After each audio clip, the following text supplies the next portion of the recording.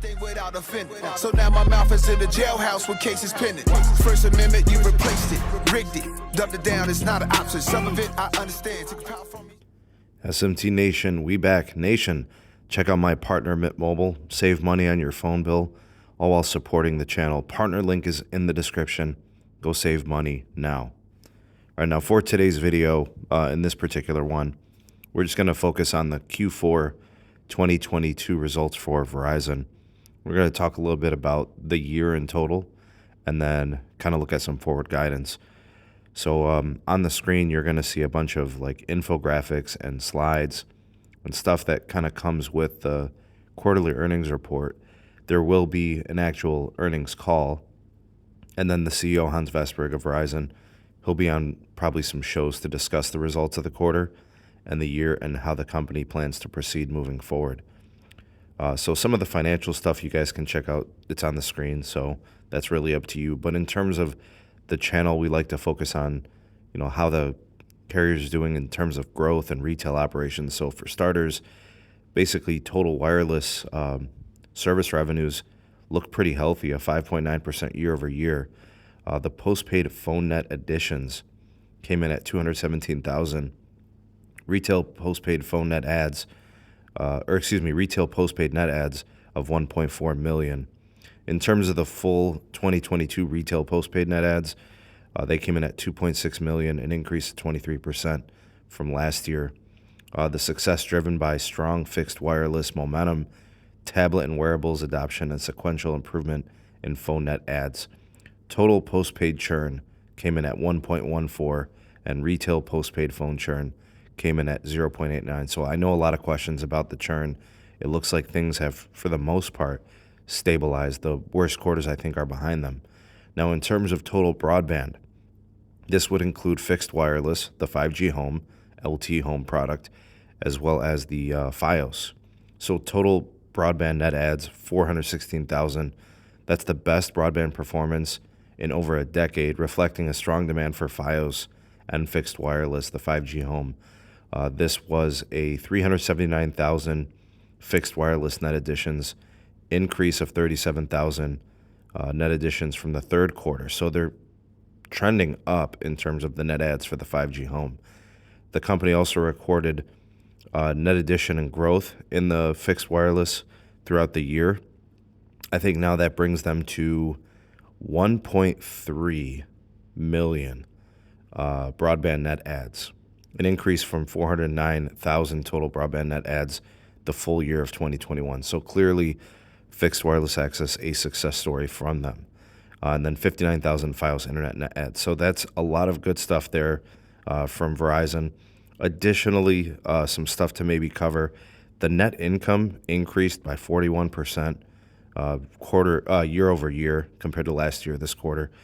Cash flows did decrease, I think, by $2 billion compared to last year in terms of the total year.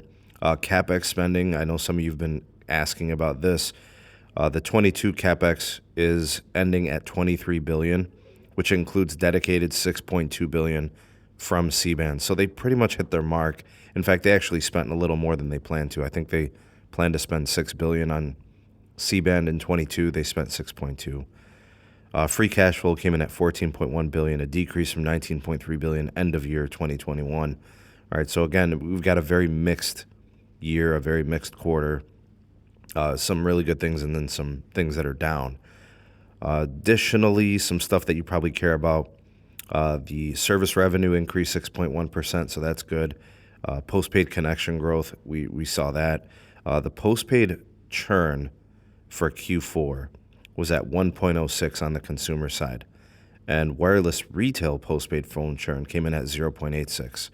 So again, the churn kind of stabilizing, I believe. There have been some worse quarters recently when we look at 2022. Consumer reported 41,000 wireless retail postpaid phone net adds, and it looks like 59% of the postpaid wireless phone customers now have a 5G device. Consumer reported 175,000 wireless retail prepaid net losses in the fourth quarter, so I think that might have something to do with TracFone. Consumer side also had 262,000 5G home internet customers. 56,000 on the Fios side were adds. The consumer side has reported 770. On the business side, Verizon's business revenue was $7.9 billion. That's an increase of 1.2%. Growth primarily driven by small and medium business mobility.